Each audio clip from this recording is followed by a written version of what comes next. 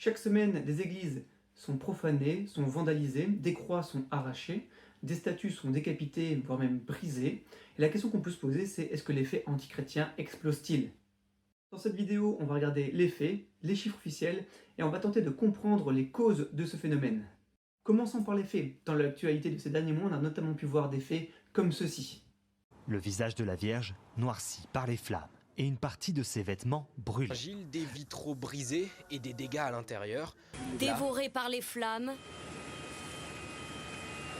le clocher n'a pas résisté. L'incendie de l'église de Fontainebleau serait d'origine criminelle. Calices volés, troncs fracassés, vitraux brisés. En l'espace de quelques mois, c'est déjà le 4e acte de vandalisme. On pourrait croire à des faits isolés, des simples faits divers, mais quand on rassemble tout ça et qu'on regarde les statistiques officielles, on peut voir qu'il y a une nette tendance qui se dessine. Et cette tendance, c'est une explosion des faits antichrétiens en Europe. Regardons maintenant les chiffres. En 2023, on a compté 244 actes de haine envers les chrétiens dans 35 pays de l'Union européenne. C'est une hausse de 225% par rapport à 2022 où on recensait seulement 178 actes. Mais allons un peu plus loin, allons dans le détail. Que représentent ces 244 actes? Pour 62% d'entre eux, ce sont simplement des actes de vandalisme. Simplement. On est d'accord? C'est pas simplement ça, mais au moins il n'y a pas de blessés. Donc le vandalisme, ça couvre quoi? Donc ce sont toutes les dégradations des biens liés à la religion catholique. Les églises, donc les dégradations d'églises, quand on tag sur les portes, quand on tag sur les murs, quand on brise les vitraux, quand on rentre par effraction pour voler des objets de valeur, quand on rentre et qu'on défonce la porte, qu'on défonce le mobilier. Voilà, ce sont tous ces actes-là derrière les 62%. 10% concernent des incendies criminels, et là ça commence à devenir plus sérieux, donc c'est qu'on met volontairement le feu à l'église pour la détruire. Et enfin on compte qu'il y a plus ou moins 5% de violences physiques contre les personnes, donc on attaque directement la personne physiquement parce qu'elle est de religion chrétienne. Pour maintenant qu'on a exposé les faits avec des chiffres, regardons un petit peu la répartition géographique, où se déroulent la plupart de ces faits. Alors pour une question de simplicité, j'ai pris les 3 pays les plus représentés au niveau des actes antichrétiens. On commence directement avec le 3e pays le plus touché, l'Allemagne, avec 277 actes recensés. Donc on peut quand même noter qu'il y a une hausse par rapport à l'année précédente, donc une hausse de 105%, donc les actes ont doublé en un an. À la 2e place, on retrouve l'Angleterre avec 702 actes, qui elle a connu une augmentation de 15% par rapport à 2022. Première place est occupée malheureusement par la France, la fille aînée de l'Église catholique compte plus ou moins 1000 actes antichrétiens, quasiment 41% du total européen, donc 41% des actes antichrétiens dans l'Union européenne se déroulent en France. Bon, la majorité de ces actes sont tournés contre des églises et des cimetières, mais quand même c'est énorme pour ce pays. Et la tendance ne faiblit pas, tout au contraire. En France, par exemple, pour les 5 premiers mois de 2025, on compte une hausse de 13% des actes antichrétiens, juste pour ces 5 premiers mois.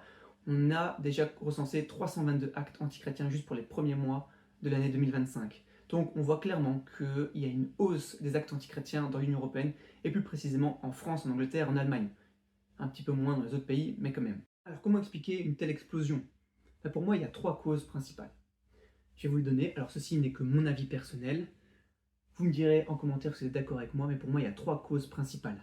Première cause pour moi, c'est la délinquance opportuniste. Beaucoup pensent que les églises renferment des trésors, qu'on a des objets en métaux précieux, donc on va forcer les portes, on force le mobilier pour essayer de récupérer ces métaux, pour essayer de gagner un petit peu d'argent sur ces vols. Alors malheureusement, la plupart des églises n'ont pas beaucoup d'objets de valeur, et c'est simplement de la pure destruction. Dans le même point, on a la délinquance qui est liée aux dégradations. Des personnes trouvent ça amusant de détruire des vitraux, de détruire des croix, de détruire des monuments. Voilà, il n'y a aucun symbole derrière, c'est juste le plaisir de détruire. Et pour moi, cette première cause, donc la délinquance, les vols, la dégradation, est directement liée à la 2e cause, qui est la perte du sacré.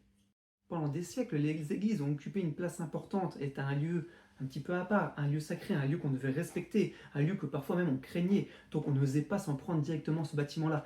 On avait des croyances, la population était encore fort religieuse, fort pieuse, donc on n'osait pas s'attaquer à ces bâtiments-là. Maintenant, avec la perte du sacré, donc on voit l'église comme un bâtiment comme un autre. Bon, pourquoi pas cambrioler, c'est une cible facile, il n'est pas souvent surveillé, il n'y a pas de caméra, il n'y a rien du tout. On force la porte, c'est un grand bâtiment vide, voilà, c'est quelque chose qui est facile à avoir.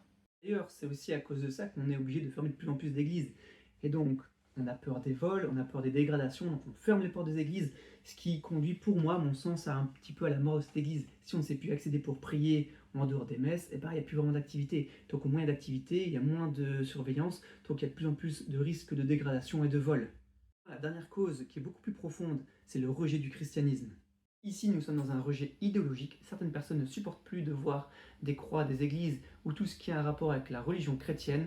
C'est pour eux une provocation, c'est les vestiges d'un monde qu'ils rejettent. Et donc forcément, comme ils rejettent, qu'ils ne veulent plus voir ça, on cible directement des actes de vandalisme. On va directement cibler des croix, on va arracher des croix, on va décapiter des statues, notamment des statues de la Vierge. Donc là, c'est parce qu'ils rejettent la religion catholique. Ils ne veulent plus de ça dans leur société, ils ne veulent plus de ça dans leur monde. Alors oui, ces chiffres et ces faits sont très alarmants. Mais il ne faut pas baisser les bras, il faut continuer à se battre pour préserver et protéger notre patrimoine religieux. Parce que si nous ne le faisons pas, que restera-t-il de notre patrimoine dans 10, 20 ou 50 ans? Merci d'avoir regardé toute la vidéo, je m'appelle Antoine, je suis professeur d'histoire et de religion catholique, et j'ai fait des vidéos sur la religion catholique et notamment sur le patrimoine religieux afin de le préserver, de le documenter. Donc si ça t'intéresse, je t'invite à t'abonner. En tout cas, si tu veux déjà soutenir la chaîne, tu peux mettre un petit like, ça m'aide beaucoup, merci.